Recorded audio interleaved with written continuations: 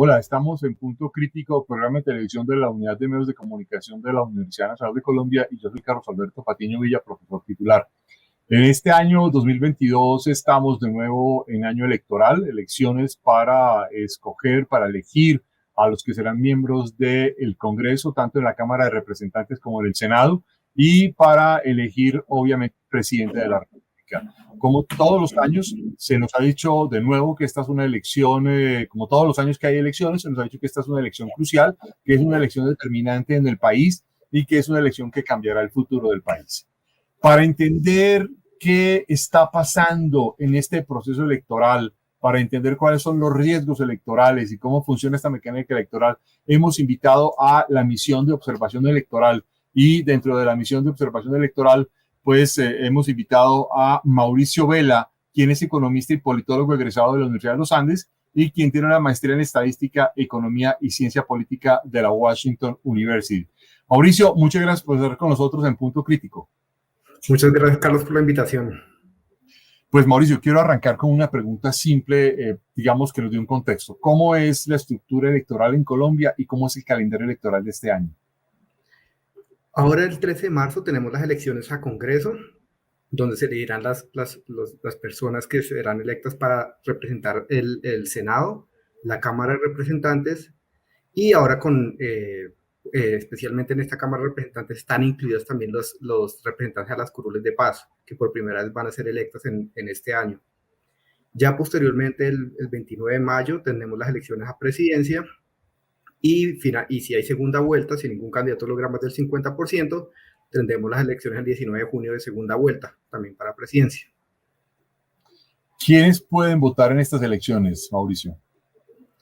Toda persona mayor de 18 años puede votar en estas elecciones, y importante revisar dónde tiene escrita su cédula para acudir a ese punto de votación. Mauricio, esta es una elección, como decía hace un momento, que siempre se nos ha dicho que son elecciones singulares, que son particulares. De nuevo, igual, de una forma muy parecida, hace 4 años hay una gran cantidad de candidatos a la presidencia, tenemos una gran cantidad de candidatos tanto a Cámara de Representantes como a Senado. Tenemos además las consultas de las alianzas interpartidistas, y esto hace que tenemos un abanico muy grande con una serie de riesgos, digamos, muy abiertos, y en una campaña que apenas va comenzando y que tiene ya unas predeterminaciones. Desde la misión de observación electoral, ¿cómo se ve esta campaña 2022? Pues nosotros venimos haciendo algunas alertas en cuanto a lo que tiene que ver con ciertos municipios donde identificamos ciertos tipos de riesgo, principalmente por posibles indicativos de fraude electoral. Y el otro tema que también venimos haciendo mucho énfasis es todo lo que tiene que ver con los riesgos por violencia en el país, que también pues hay muchos municipios que por la identificación del conflicto y la violencia en los últimos años pues tienen un gran riesgo por temas de presencia de grupos armados ilegales, por tema de violencia contra líderes y lideresas sociales, temas de violación a la libertad de prensa y pues los casos de crisis humanitarias que generan desplazamientos masivos y desplazamientos forzados en el país. En ese, podríamos decir que son riesgos por ausencia del Estado, riesgos con consentimiento del Estado, son riesgos porque son territorios en los que el Estado no tiene un control, digamos, claramente evidente. ¿Qué es lo que determina esos riesgos?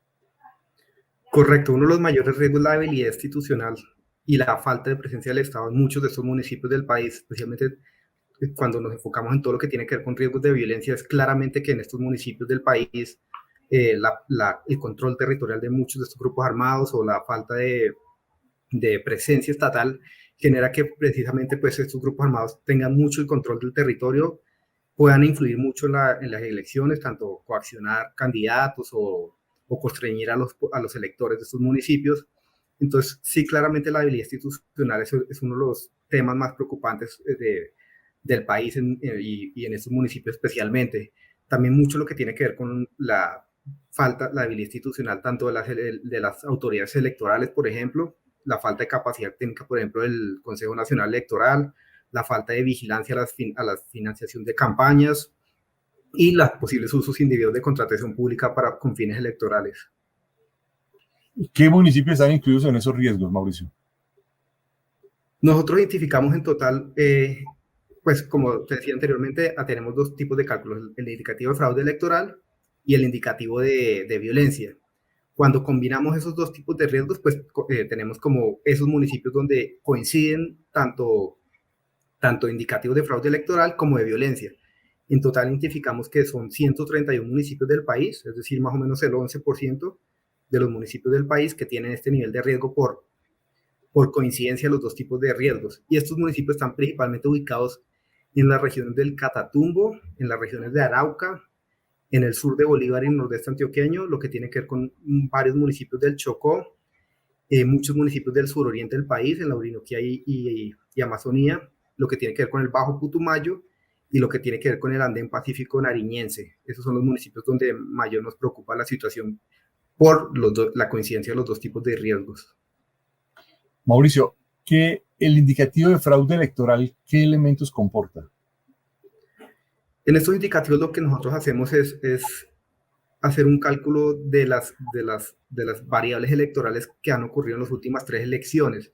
Entonces nosotros lo que buscamos es identificar posibles anomalías que han habido en participación electoral, en anomalías en los votos nulos, en las anomalías en los votos no marcados y casos de dominio electoral, es decir, casos donde algún partido, algún candidato tiene casi todos los votos del municipio, lo cual puede ser bastante atípico. Con todas estas variables nosotros consolidamos ese riesgo electoral y por eso hacemos el cálculo para identificar cuántos municipios son. En total son 335 municipios que nosotros identificamos con estos posibles riesgos de fraude electoral, es decir, más o menos el 30% de los municipios del país. En este variable de fraude electoral, ¿destaca una organización o un partido en particular o esto afecta a todos? Todos, digamos, hay una especie de involucramiento de políticos de diversos partidos o movimientos que estén, digamos, tocados por este tipo de prácticas. Sí, correcto. Nosotros nos hacemos como una identificación de buscar qué candidatos o qué partidos políticos son los que están generando este tipo de fraude electoral. Si nosotros hacemos ese consolidado de todas esas variables para hacer esas alertas y decir que estos municipios pues han ocurrido cosas muy atípicas y pues podrían seguir ocurriendo para esta elección. Si los municipios de las zonas que mencionas son los que tienen mayor, digamos, problema frente a la situación electoral, uno podría pensar que entonces en una especie de versión contraria hay zonas consolidadas donde hay menos riesgos de fraude o de crisis en el proceso electoral. Sí, correcto. Hay unos municipios donde, primero, hay, los 131 municipios que mencioné al principio y las regiones que mencioné son los donde hay coincidencia de fraude electoral y de violencia. Pero claramente hay unos municipios que presentan algún tipo de riesgo electoral y no necesariamente tan fuerte el riesgo de violencia, por ejemplo, muchos municipios del Atlántico, algunos municipios de Antioquia, muchos municipios del oriente del país y de la región de Casanare, por ejemplo, y de Vichada. Y, por ejemplo, también pues hay riesgos en ciertos municipios de Cundinamarca y Boyacá, pero y también ocurre lo contrario, municipios donde no están estos riesgos de violencia, pero donde el riesgo, no están estos riesgos de fraude electoral, pero donde el riesgo de violencia es bastante fuerte. Por ejemplo, ahí podríamos incluir todos los municipios del norte del Cauca, varios municipios del Valle, como Tuluá, Buenaventura, Cali incluso, todo lo que tiene que ver, por ejemplo, con la región del Patía, también en Cauca. Estos municipios presentan graves riesgos de violencia por la fuerte presencia de grupos armados ilegales que está ocurriendo en el país, pero pues el riesgo de fraude electoral es más bajo. Mauricio, dentro de, digamos, el análisis electoral, yo quisiera que nos contara cuántos son los colombianos que pueden participar en términos de números absolutos, no solo en porcentajes, y ahí sí en porcentajes, cuánto es lo que normalmente participa, tanto en elecciones de Congreso como en elecciones de presidencia, y obviamente para tener como un panorama cuantitativo de estos riesgos electorales. De elecciones nacionales es alrededor del 50% más o menos del censo electoral. Es decir, más o menos la mitad de las personas que tienen escritas sus cédulas para votar, más o menos participan en estas elecciones nacionales. Normalmente en las elecciones locales es mucho más alto, alrededor del 60%. Es decir, hay menos participación en la elección presidencial que en las locales. Correcto, es menor la participación electoral normalmente en estas elecciones nacionales que en las locales. En las locales siempre, más o menos en las últimas, ha subido el 60% de la participación electoral y para, digamos, para las de Congreso más o menos en 50 y para presidente sube un poquito alrededor del 55% de las personas que están inscritas para votar. Y estamos hablando de un censo electoral de cuántas personas. En este momento tenemos un censo electoral de alrededor de 30 millones de personas. Es decir, que estamos hablando de una participación electoral de más o menos 38 millones de personas, más o menos. 38 millones, pero estamos hablando de una participación de más o menos 17 a 18 millones de personas en el punto máximo de participación que podríamos esperar. Correctamente. En ese contexto, ustedes se arriesgarían a decir cuántos millones de votos pueden estar en riesgos por estos riesgos de fraude o de violencia en los que se presentan en estos municipios del país. No, realmente es muy complicado saber exactamente cuál es la cantidad de personas donde pues pueden ser parte de este tipo de compra de votos o que los trasladan a ciertos puestos de votación para votar por cierto candidato.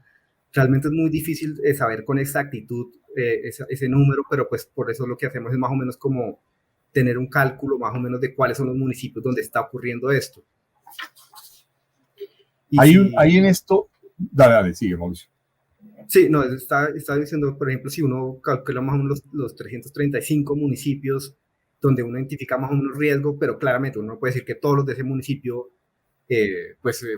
fueron parte del posible fraude electoral, pero digamos son más o menos como el 30%, el 25% del censo electoral, pero realmente pues uno no puede hacer ese cálculo así tan directamente, pues porque uno no puede afirmar que todas las personas que votaron en ese municipio tienen algún tipo de indicio de fraude electoral. ¿Habría cómo identificar desde la perspectiva de los trabajos que ustedes hacen?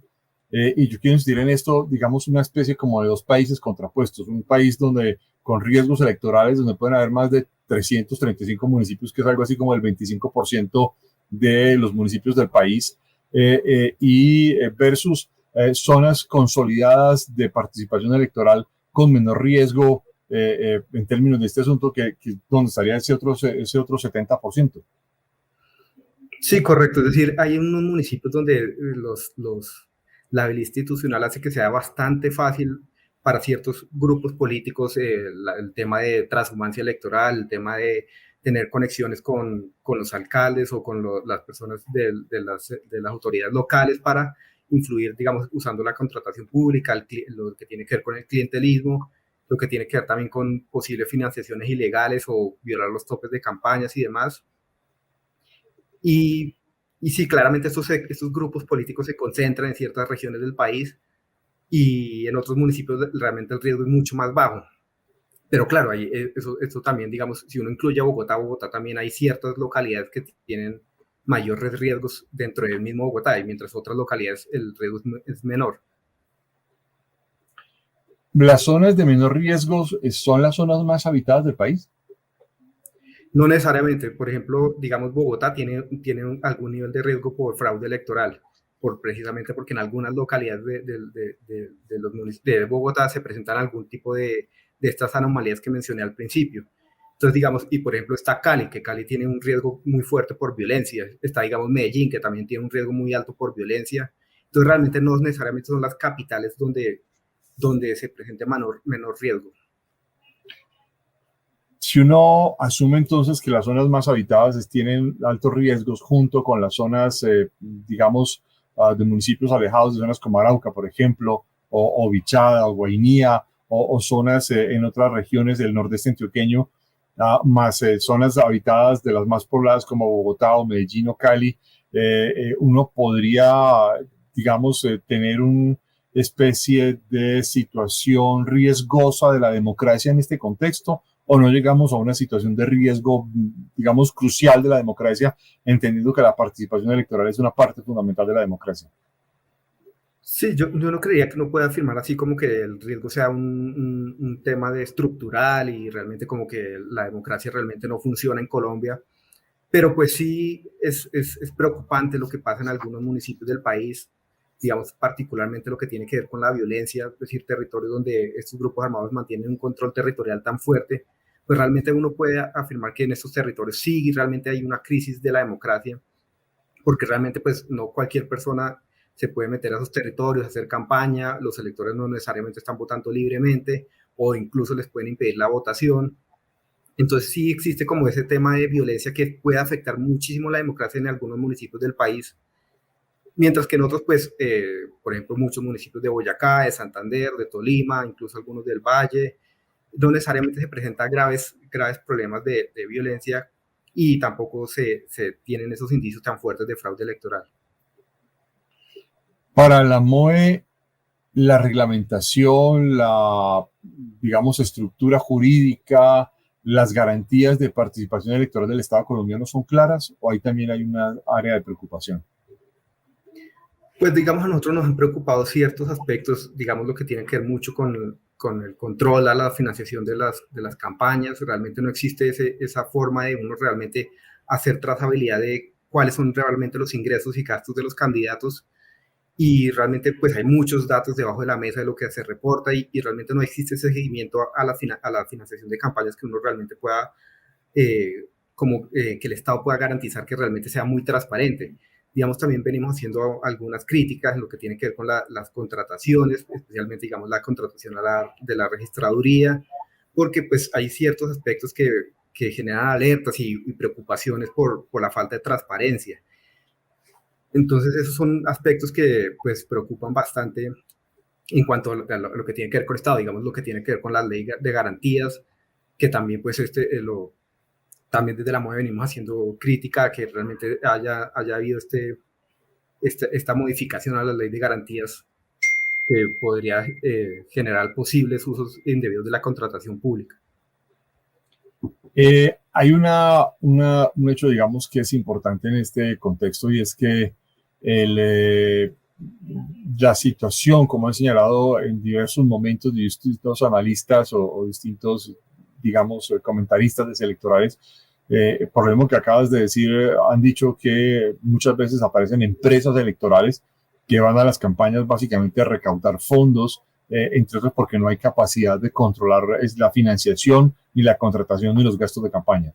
¿Esto tiene algún asidero en la realidad? Sí, realmente pues nosotros desde la MOE pues nosotros recogemos mucho también todo lo que ver con denuncias de ciudadanos.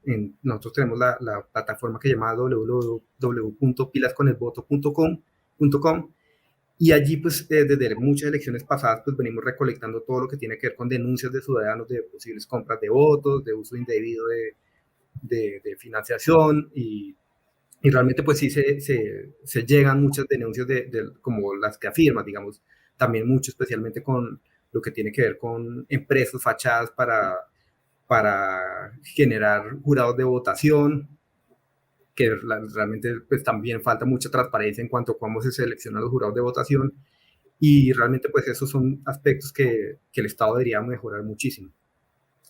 Mauricio, la última pregunta que yo le quiero hacer es para todos los ciudadanos que vamos a participar en estas elecciones, o votantes y jurados, o observadores, comentaristas, etcétera, queda una pregunta de fondo que es absolutamente clave. Dentro de las preocupaciones que hay con respecto al Consejo Nacional Electoral y a la registraduría, ¿hay alguna preocupación crucial que permita pensar razonablemente hoy que se podría poner en duda el resultado electoral?